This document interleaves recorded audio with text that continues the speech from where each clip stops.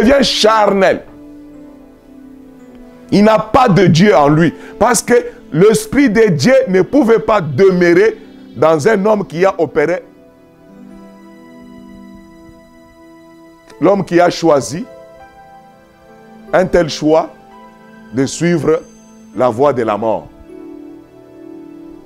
Partant de ces moments-là, tous ceux qui sont ici d'Adam, nous sommes tous ici d'Adam, nous naissons avec cette nature-là adamique sur nous. Voilà pourquoi tous nous allons mourir.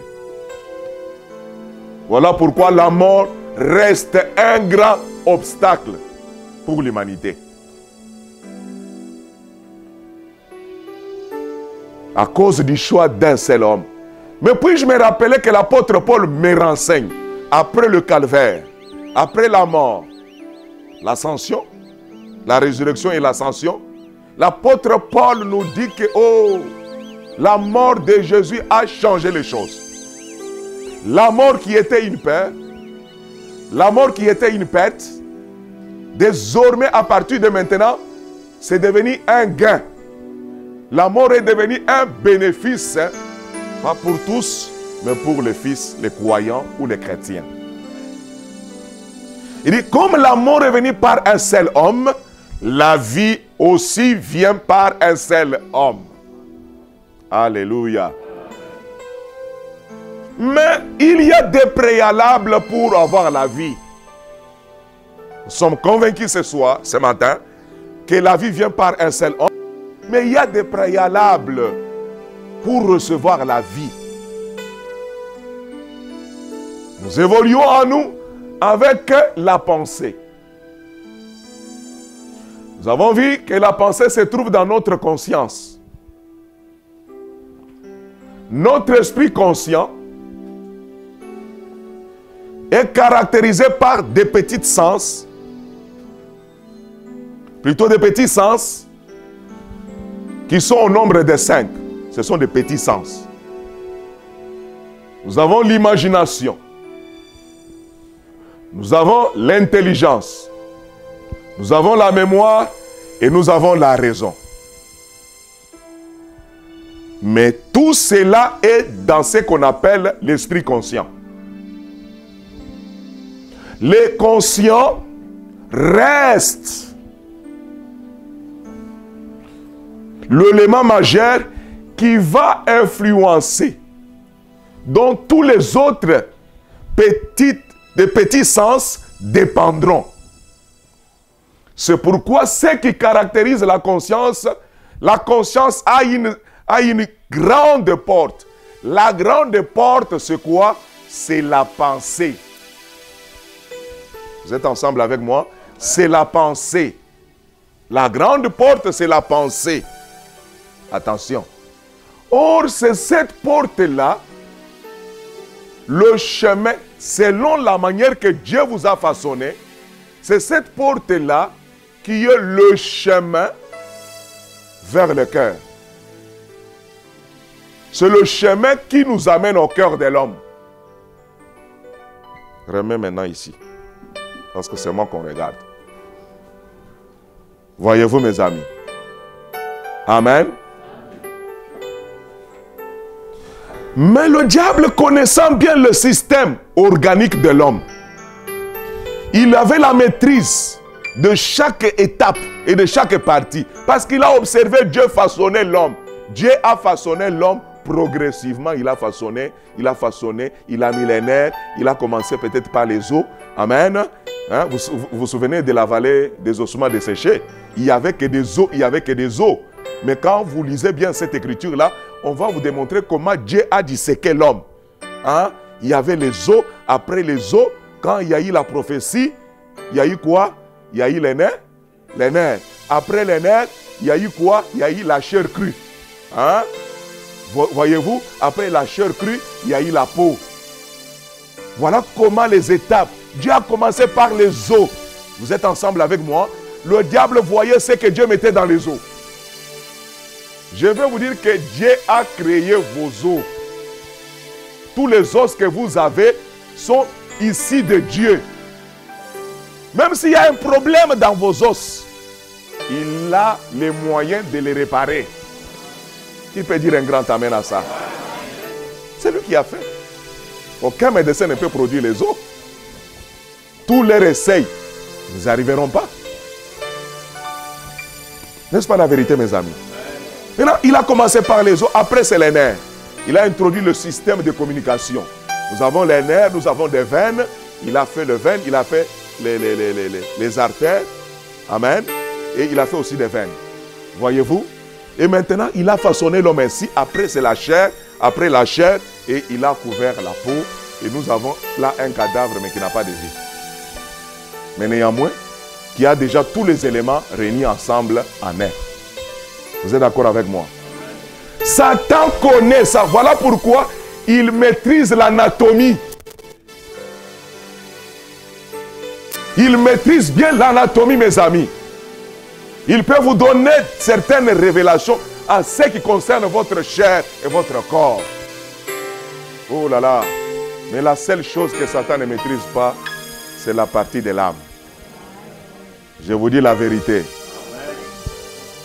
Parce que l'âme a existé avant lui.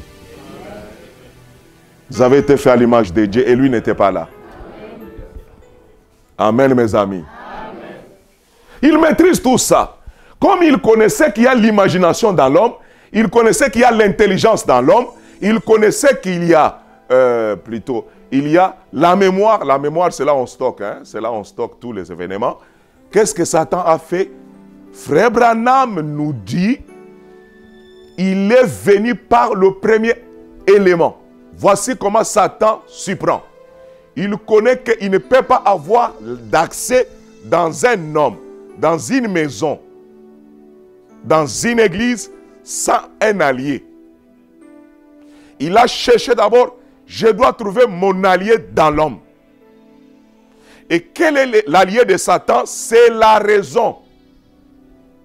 Premièrement. Mais comment y arriver? Il a utilisé ce que nous appelons l'attention.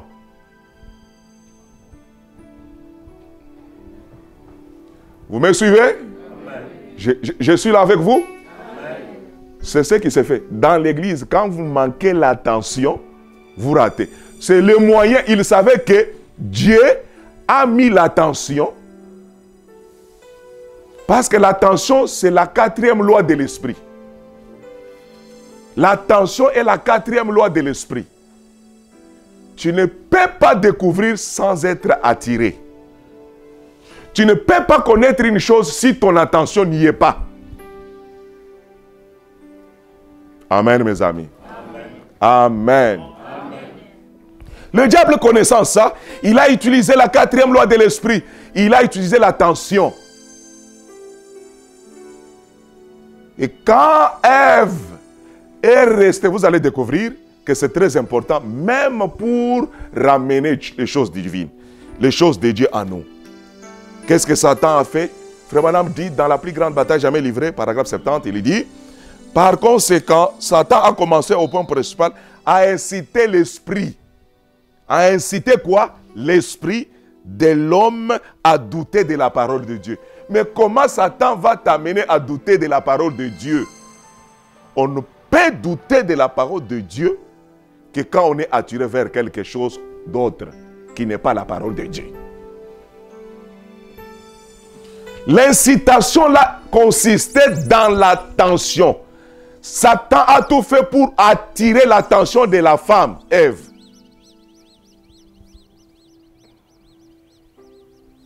Il cherchait une brèche. Et il a trouvé la brèche dans le petit sens que nous appelons la raison. Ou bien les raisonnements. Chaque être humain, il a un sens en lui qu'on appelle la raison ou le raisonnement. Et la raison est côte à côte avec l'imagination. Ils sont collés. Alors, qu'est-ce que Satan a fait? Il a amené la parole de Dieu. Est-il réellement interdit que vous ne toucherez pas l'arbre? Il répète la parole, mais il insère les mots réellement. Or, quand Il a inséré les mots réellement, c'est pour attirer l'attention d'Ève. Dès que son attention est tirée vers les paroles que Satan déclare, elle va raisonner. Et dès qu'elle se met à raisonner, cela va ouvrir la porte de sa conscience, qui est la pensée. Et dès que la porte de la pensée s'ouvre, la pensée va accepter les raisonnements. Or, nous sommes créés pour simplement croire la parole de Dieu et non pas raisonner sur ce que Dieu a dit. La parole de Dieu, on ne la raisonne pas. Mais la parole de Dieu, on doit la croire et l'accepter telle qu'elle est proclamée, telle qu'elle est déclarée. Dès que vous vous mettez à réfléchir un tout petit peu, sachez que vous aurez des problèmes dans la suite. Qui peut dire Amen à la parole? Amen. Amen. Et il a utilisé, je ne vais pas m'attarder là-dessus, il a utilisé cela en Éden. Ève a ouvert la porte de sa pensée.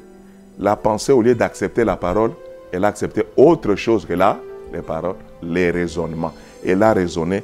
Pendant qu'elle raisonnait, ça amenait Ève dans l'imagination. Vous êtes ensemble avec moi? Amen. Et quand elle est en train d'imaginer des choses, son intelligence s'ouvrir. Genèse chapitre 3. Cet arbre qui a la capacité d'ouvrir l'intelligence. C'est-à-dire la compréhension de son esprit.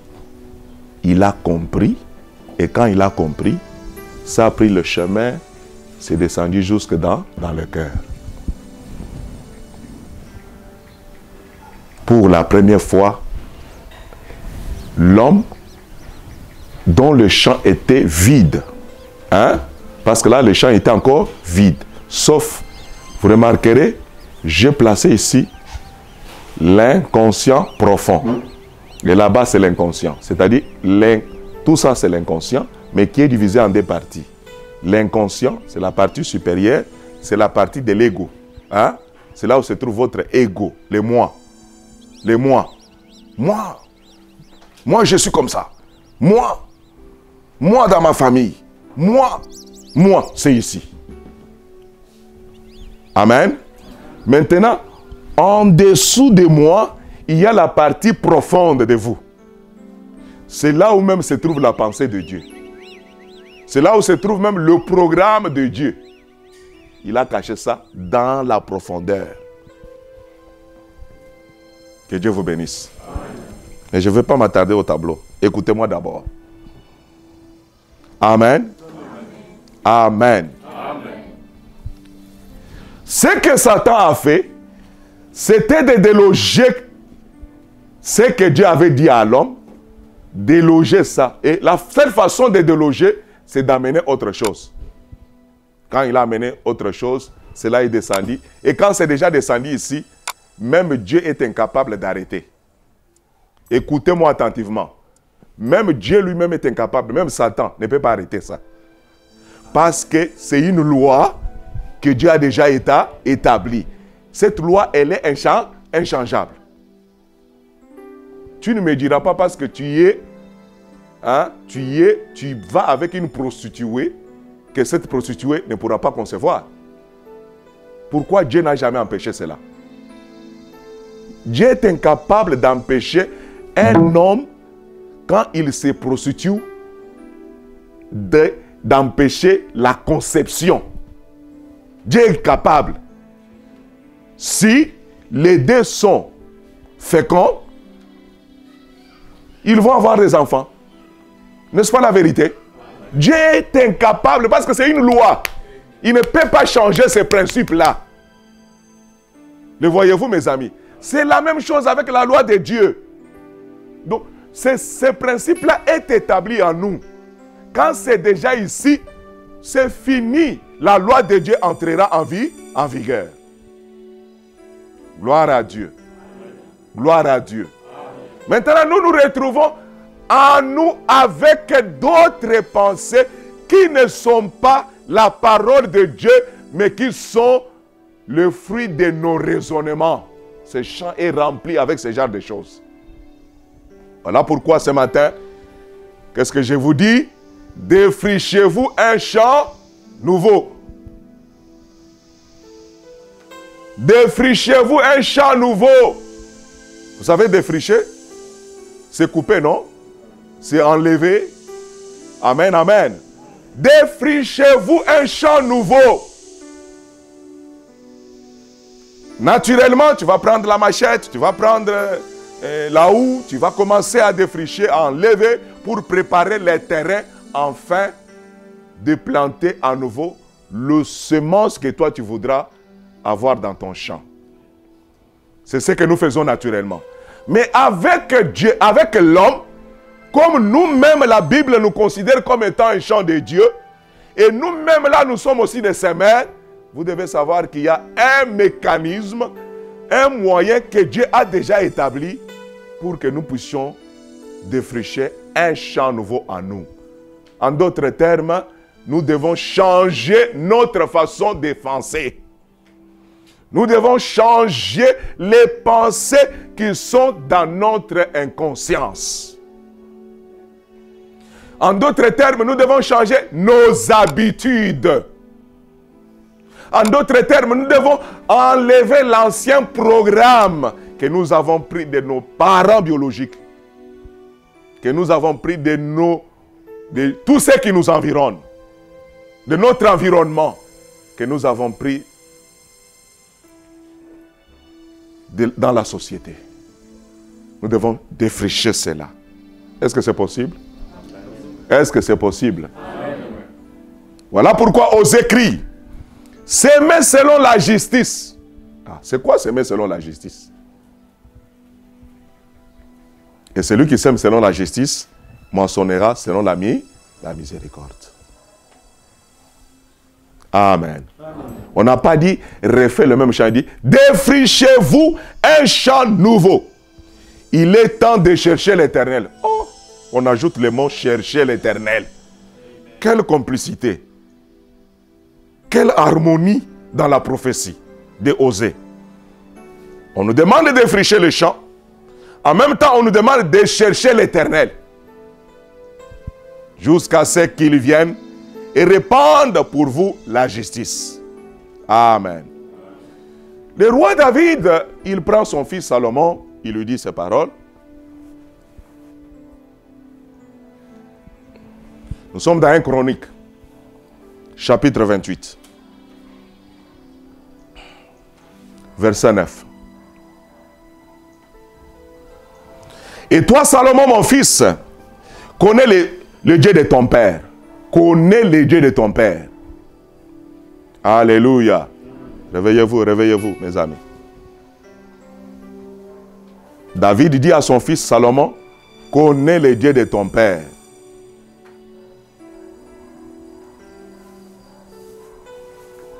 Ce Dieu-là a toujours une adresse. N'est-ce pas la vérité? Il était le Dieu de son père, mais il ne doit pas continuellement demeurer le Dieu de son père. Il doit aussi devenir le Dieu des fils. David dit ceci à son fils. Il dit, connais le Dieu de ton père et sers-le d'un dévoué. Premier élément. Ça ne doit pas être de façon désintéressée. Parce que le Dieu que tu cherches là, lui, il a la capacité, il sonde. L'esprit conscient, il sonde. Le subconscient, il sonde. L'inconscient, il sonde le cœur. Il connaît ce qui se passe à l'intérieur de toi. Ça ne sert à rien de venir ici. Le corps est avec nous, mais le cœur est ailleurs. Le voyez-vous? Connais le Dieu de ton père, sers-le d'un cœur dévoué et d'une âme bien disposée. Car l'Éternel sonde tous les cœurs et pénètre tous les desseins et toutes les pensées. Gloire à Dieu. Si tu le cherches, il se laissera trouver par toi. Oh, ça c'est merveilleux. Qu'est-ce que ça a à voir avec ce que nous avons posé comme fondement? Mais vous allez les découvrir. David dit à Salomon de chercher Dieu. Parce que si tu ne le cherches pas, il ne se laissera jamais trouver. Qui peut les trouver, c'est celui qui cherche. La Bible déclare, demandez, on vous donnera. Frappez, on vous ouvrira. Cherchez et vous trouverez. Amen. Amen. Et moi, je croise les bras, je ne fais rien. J'attends que ça soit comme un bâton magique. Dieu, ce n'est pas de la magie. Dieu, ce sont des lois. Amen, amen. Amen. Vous découvrez ces voies-là et ces lois-là, vous avez les faveurs du ciel envers votre vie. Gloire à Dieu. Mais si tu l'abandonnes, il te rejettera pour toujours. Comme l'Éternel sonde tous les cœurs et pénètre tous les desseins et toutes les pensées, nous devons le servir d'un cœur dévoué, d'une âme bien disposée. Il se laissera trouver par toi si tu le cherches. C'est ça la condition. Nous devons les chercher. Luc 11, verset 10 déclare, « Car quiconque demande reçoit. Celui qui cherche trouve. » As-tu déjà cherché Dieu? Toi qui dis, j'ai pris seulement Dieu. Non, ne sautons pas les étapes. On dit d'abord, tu dois les chercher. Comment les chercher? Vous allez les voir que ce mot est lié directement au fait de planter la parole dans notre champ. La manière de s'aimer la parole, parce que la semence c'est la parole selon Luc. Voyez-vous, comme la semence c'est la parole, comment je dois maintenant planter cette parole dans ma vie?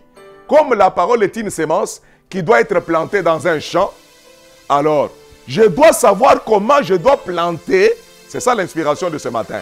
Comment dois-je planter la parole dans le champ de ma vie? Et quelle est la partie de moi qu'on appelle champ? Nous savons déjà la réponse. Nous avons déjà la réponse selon Matthieu chapitre 13. Qui dit, un homme qui écoute la parole, l'évangile du royaume, et qui ne la comprend pas, les oiseaux ou les malins viennent, il enlève la semence qui a été plantée dans son cœur. Donc, le cœur est le champ de l'homme. Amen, amen. Si la Bible vous appelle que vous êtes le champ de Dieu, Dieu regarde directement votre cœur. Voyez-vous? Maintenant, on me dit que je dois être un semeur. Parce que ce qu'un homme a semé, il le moissonnera aussi. En tant que semeur, et on me demande ce matin de défricher un champ nouveau. On défriche comment? C'est en déracinant, en picotant, en enlevant tout ce qui n'est pas Dieu. Tout ce que Dieu n'a pas planté dans ma vie. Tout ce que l'autre semeur a planté. Alléluia. Amen. Comment arriverai-je à ce niveau-là? C'est ce que je suis en train de vous révéler ce matin. Et donnez-moi votre attention parce que dans l'attention, il y a toujours la compréhension. Amen. Lui qui vient de me dire, c'est Jésus lui-même qui parle. Il dit, car celui qui demande reçoit, celui qui cherche trouve, et l'on ouvre à celui qui frappe. Est-ce que ce matin nous pouvons le chercher? Et on nous a dit, David dit à Salomon, cherchez-les de tout cœur, d'un cœur dévoué. Commence-toi à te poser des questions. Est-ce que je suis dévoué pour les choses de Dieu? Est-ce que j'ai la dévotion? Amen, amen. Amen, amen. Amen. David dit quelque part que le zèle de ta maison me dévore. N'est-ce pas la vérité? Cet homme que vous entendez appeler David, les livres de David, les occultistes utilisent ça. Beaucoup de gens mysticaux, religieux, utilisent les livres de David. Et nous, les chrétiens, nous utilisons aussi les livres de David. Vous savez pourquoi? Parce que c'est l'homme qui a découvert des profondeurs et que Dieu lui-même a appelé l'homme selon mon cœur. Qui peut dire amen à la parole? Amen. Acclamons le Seigneur pour cela.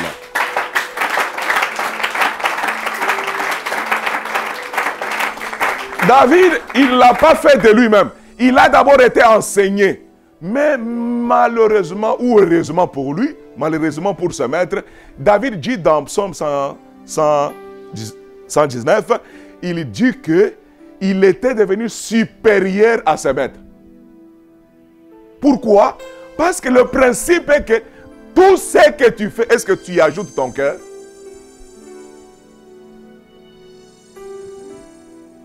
Quand je suis en train d'écouter un discours sur la parole de Dieu, est-ce que mon cœur est là?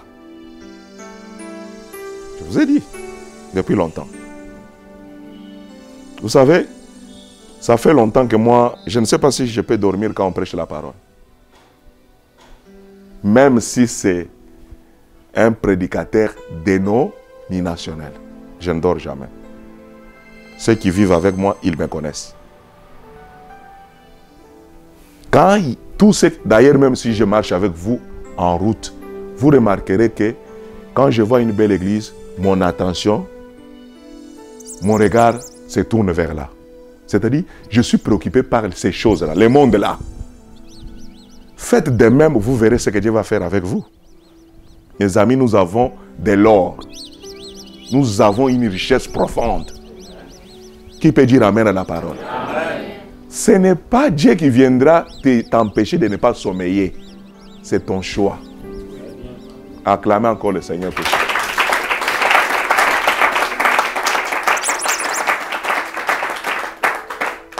Amen.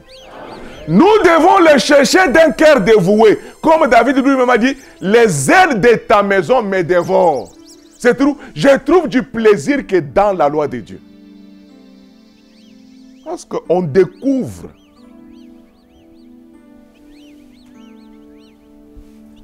l'état de son âme à partir de votre désir. Vous êtes d'accord avec moi? Amen. Où est-ce que vous trouvez votre joie?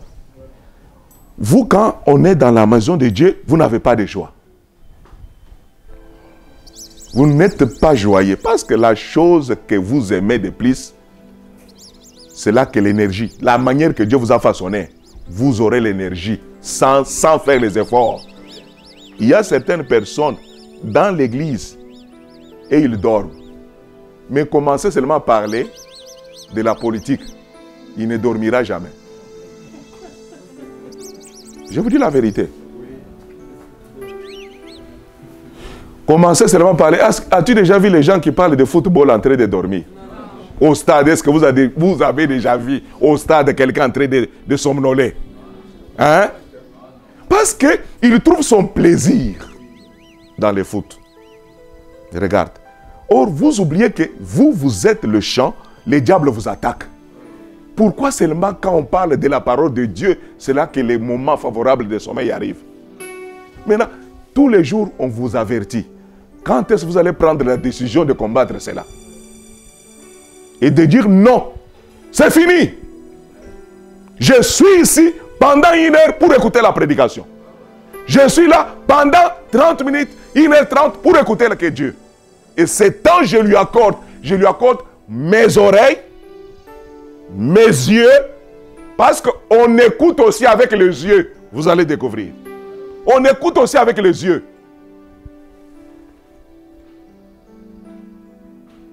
Mon esprit, mon attention, ce n'est que quand j'ai réuni tous ces efforts-là que je suis disposé à entendre Dieu me parler. Voilà pourquoi David enseigne à son fils Salomon. Salomon, mon fils, serre-les d'un cœur dévoué. Et que ton âme soit disposée. Si tu n'es pas disposé, tu vas manquer beaucoup de choses. Et c'est la même application même pour les scientifiques. Quand quelqu'un est disposé, il va chercher. Et quand il cherche, il trouvera. C'est le même principe. Ne soyez pas des hommes sans identité. Ayons l'identité.